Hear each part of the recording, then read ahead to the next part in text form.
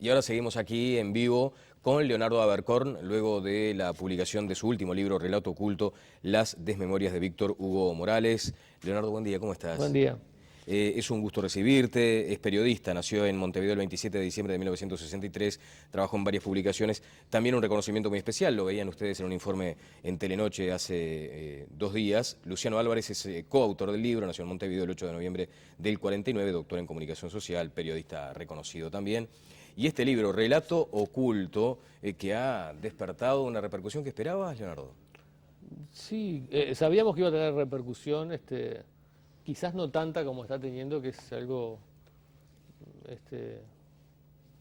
abrumador, Sí. diría. Ayer dediqué 2 horas del día a dar entrevistas a medios argentinos y uruguayos, y sobre todo radios argentinas, y sabíamos, pero un poco nos está sobrepasando, porque por otro lado Luciano dedicó otro tanto a dar Claro, claro. entrevistas él también. Bueno, me imagino. ¿La repercusión en sí mismo es buena cuando uno tiene más signo negativo que positivo debe evaluar lo que escribió? En fin, ¿cómo ponderan ese aspecto?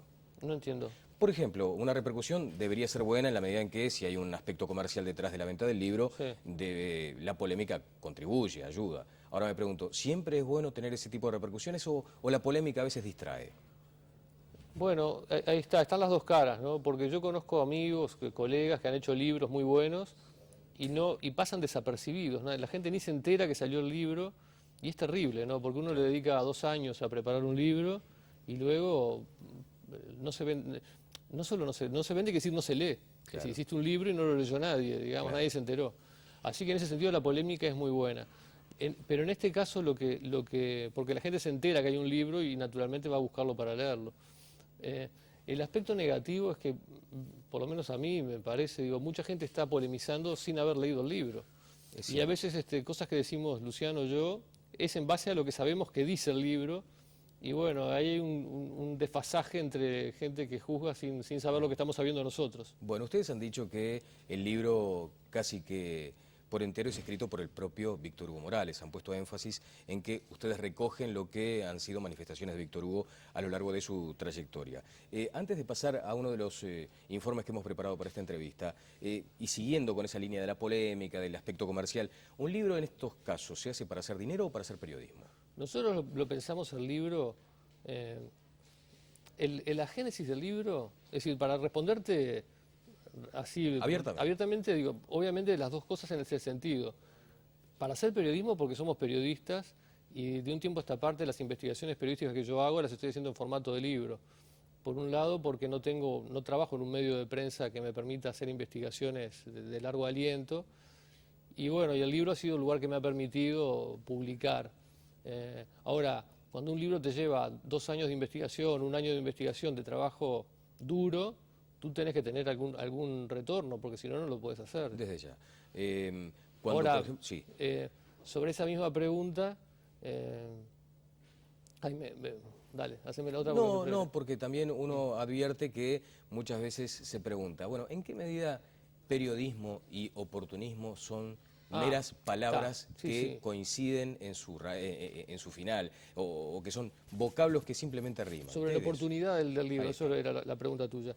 Este libro tiene su génesis yo leí el libro Víctor Hugo por Víctor Hugo Morales, que lo escribió en 2009, hace bastante, ya 3 años.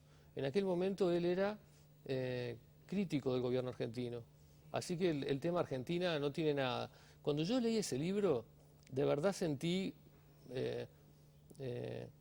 la necesidad de decir algo, porque en ese libro Víctor Hugo Morales se presenta como un periodista que durante la dictadura uruguaya él aguijoneaba al régimen o tensaba la cuerda para poder decir cosas, denunciar cosas hasta donde se lo permitiera la censura que imperaba. Generar espacios. Generar espacios. Y yo en aquella época era un adolescente que lo oía mucho tiempo. También había leído el libro El intruso, que escribió Víctor Hugo sobre sí mismo en el 79, cuando tenía 30 años más o menos. Y no era esa la imagen que tenía, sino todo lo contrario, porque en El intruso hay muchos artículos escritos por el propio Víctor Hugo, en el cual él elogia o agradece al régimen, a la dictadura, por medidas tomadas en su beneficio, en contra de los dirigentes de la AUF. Entonces ahí sentí que había un desfasaje que tenía que ser dicho por alguien. Y yo lo dije en un artículo en mi blog, lo escribí está en el blog para quien lo quiera buscar, porque es viejo. Eso no reporta 0 pesos, es trabajo que no da un solo peso, me tomó bastante trabajo. Luego lo reprodujo, me lo pidió para reproducir el semanario Voces, que tampoco me pagó un peso, digamos, ya que el tema plata parece ser tan importante. Y cuando publiqué ese artículo, que es como la génesis, es como un esqueletito de este libro, claro, el libro está mucho más documentado, mucho más investigado, mucho más completo, aparecieron cosas que yo en aquel momento no sabía. Luciano Álvarez, que él ya había trabajado el tema a Víctor Hugo por otro lado, me mandó un mail diciendo, algún día tenemos que hacer un libro sobre este tema. Claro. Y bueno, yo en aquel momento estaba trabajando en Milicos y Tupas, en otros libros, así que recién quedé libre hace un año. Y bueno, lo hicimos ahora. Bueno, pero entonces la oportunidad fue un poco... Sí. Bueno, oportunidad es una cosa, oportunismo es otra muy distinta, ¿no? Muy diferente, porque en este caso se estaría ya dando una connotación espuria a un trabajo periodístico, me imagino. Vamos a compartir un video que no sé si tú habías tenido posibilidades de acceder con mucha antelación a él, pero que precisamente marca una presencia incómoda de Víctor Hugo Morales en una unidad militar. Contigo amigo de todos los integrantes del Batallón Florida y luego especialmente del mayor Juan Carlos Grosso. Es Víctor Hugo Morales quien le va a dirigir unas palabras. Cuando un amigo se va queda un espacio vacío. Mayor Grosso no lo podrá llenar la presencia de otro amigo. En muchas oportunidades, y estoy seguro que le tiene que haber pasado a muchos de los presentes, cuando he tenido algún problema o alguna dificultad, humana, profesional, familiar, ha estado a través del teléfono o de su propia presencia personal para decirme qué necesitas, qué te hace falta, en qué te puedo ayudar. Esa es simplemente una de las tantas facetas del Mayor Grosso. Mayor Grosso, el deseo de todos los que estamos aquí, el deseo de los que no han podido venir, es que en la India, allá muy lejos, sepa que nos quedamos todos esperándolo, con los brazos abiertos, para preguntarle cómo le fue, convencidos de que le va a ir muy bien. Me imagino que el comandante Siqueira y todos los amigos del Batallón Florida dejarán muy listo su escritorio, dejarán muy pronto la canchita de básquetbol donde tantas veces, tantas mañanas nos entreveramos en picados inolvidables, que ahora se nos van a hacer todavía más gratos en el recuerdo, porque no estará presente quien no solamente desparramaba una calidad humana excepcional, sino también algunas buenas condiciones futbolísticas. Yo que no estoy acostumbrado al halago, puedo decirlo. Mayor Grosso, te entrego un gran abrazo, todo el cariño de todos nosotros, le digo que le vaya muy bien y que la vuelta será todavía más linda, porque en este año todo lo que lo vamos a recordar nos permitirá ir acumulando ese cariño que se ha sabido ganar hasta este día. Suerte, Mayor Grosso. Bien, Víctor. Bueno, se siente allí una voz bien, Víctor, y además estaba la cita de una entrevista que le hacen a Víctor Hugo donde dice que nunca había tenido ni siquiera el teléfono de un militar. ¿Cómo se accede a este material, Leonardo? Bueno, cuando empezamos, justamente cuando Luciano me propone hacer este libro y pasa el tiempo y finalmente empezamos la investigación, no esperábamos encontrar esto. Lo que sí esperábamos encontrar, que era lo que recordábamos los dos, Luciano más veterano que yo y lo recordaba, lo había vivido en esos años, eran los artículos que él escribía en Mundo Color, manifestaciones a favor del gobierno, el episodio aquel en el que fue prohibido por la AUF y Aparicio Méndez y la Junta de Comandantes en Jefe acudió a su rescate. Eso es lo que esperábamos encontrar. Pero apareció este video. No el video, sino que apareció la relación de él con la unidad del Batallón Florida, muy intensa. El Batallón Florida que la nata lo compara con la ESMA. Sí, yo creo que la nata, es decir, a ver, el Batallón Florida, durante el combate al MLN en el año 72, y no sé hasta qué punto del 73, en el momento en que es la lucha más dura contra la guerrilla, ahí hubo gente que murió en la tortura, ahí hubo gente presa, torturada y que murió en la tortura, digamos. Así que ese fue un momento muy embromado. Y no sé si en ese momento cabe compararlo con la ESMA en ese momento. Bien. Pero cuando asume el hoy general retirado Sequeira, que era el comandante en el año 75, que es cuando Víctor Hugo empieza a frecuentarlo, había gente presa, había presos, pero según nosotros, yo busqué hablar con esos presos para corroborar ese punto, porque me importaba, cuando él iba a jugar al fútbol ahí, ¿había gente presa? Cuando iba a escuchar cantantes de tango, ¿había gente presa? Sí, había. Es importante ese punto. Ahora, desde que estaba ese jefe en la unidad, el trato de los presos era correcto, digamos, y no hay denuncias graves. Por lo cual creo que esa comparación con la ESMA en el momento que él iba es un poco... Bien. El batallón en la zona del buceo. Sí, que no existe más. Que hoy no existe más. O sea que se levantaron edificaciones encima de lo que había sido el batallón. Exacto. Están las palmeras y poca cosa. Las palmeras creo que... Las palmeras. Bueno, vamos a ver lo que decía Víctor Hugo Morales como respuesta a todo esto. El mundo se cae a pedazos. Él y Mañeto dicen que la Argentina es un incendio. Y me dedica a mí no sé cuántos minutos como si fuese algo importante. Eso es transgredir. La contraagenda.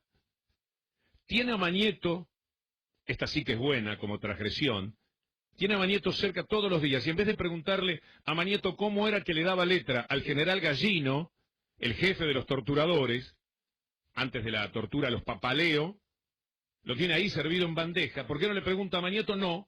Se va a un cuartel uruguayo, junta un par de militares chochos y mentirosos, como ya vimos, y hace escuchar una despedida típica de lo que dije antes, un aplauso para el asador, la famosa diga usted algo, usted que sabe hablar, y yo con gran originalidad me largué con lo que ustedes han escuchado.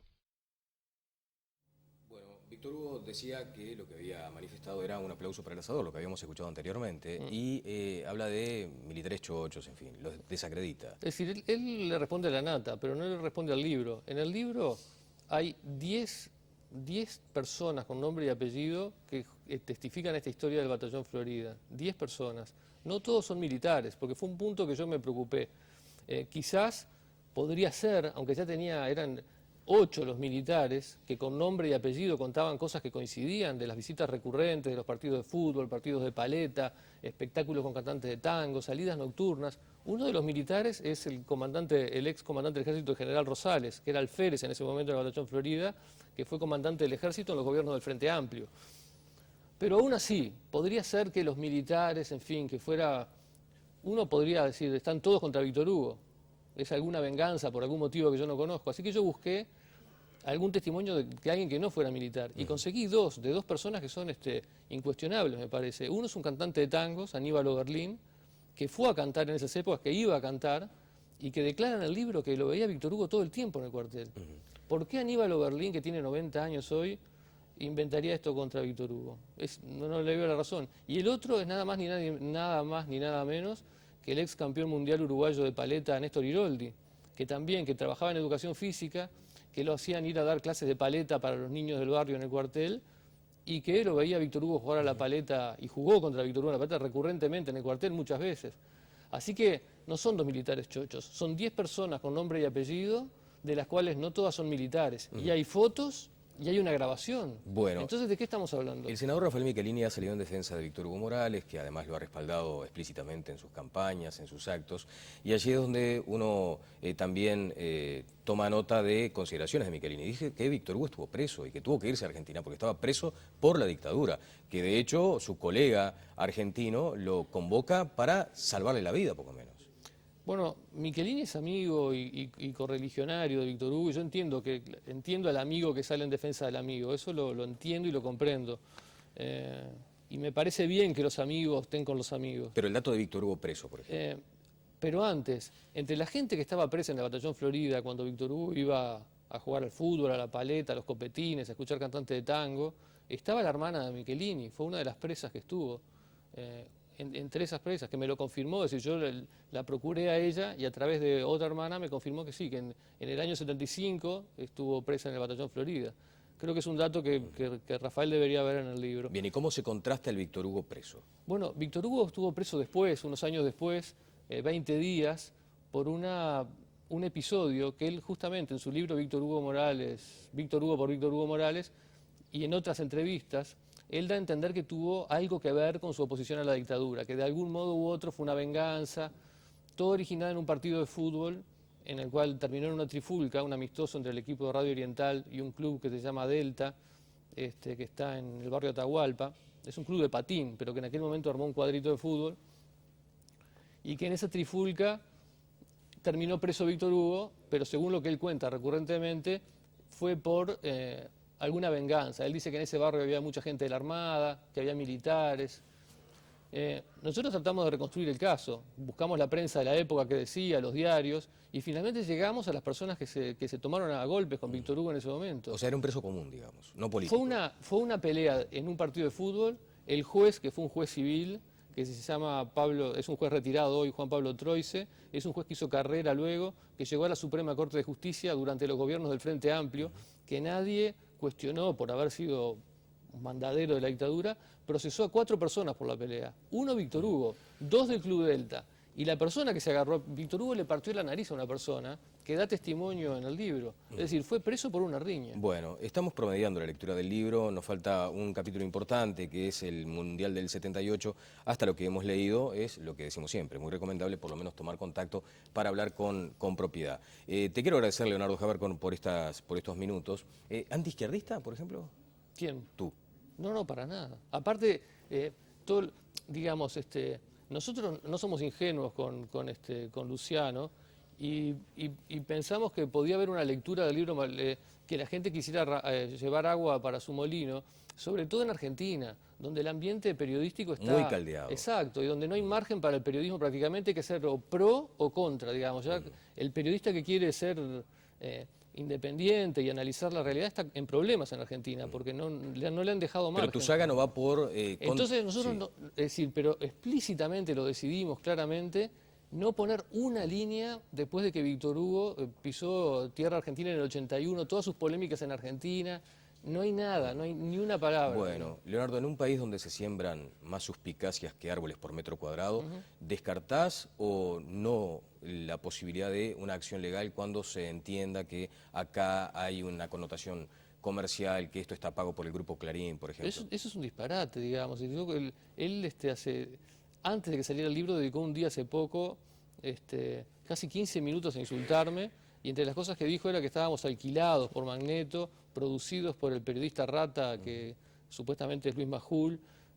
Yo puse el audio en mi blog para que la gente que lo quiera, que no lo escuchó, lo pueda escuchar. Sí, está ahí. Es un disparate absoluto, digamos. Nosotros hicimos el libro acá, fue idea nuestra. Yo tengo el mail de Luciano, aquel que dice, che, algún día vamos a hacer el libro. Es del año 2010, 2009, o 2010, 2009 creo. Y la idea, finalmente, fui yo que se la propuse a la editora de Planeta Uruguay, acá en Montevideo, sin saber si podía ir a Buenos Aires. Pero que vio la oportunidad también en Argentina. Bueno, muchas gracias por estos minutos, favor. Y nos veremos pronto.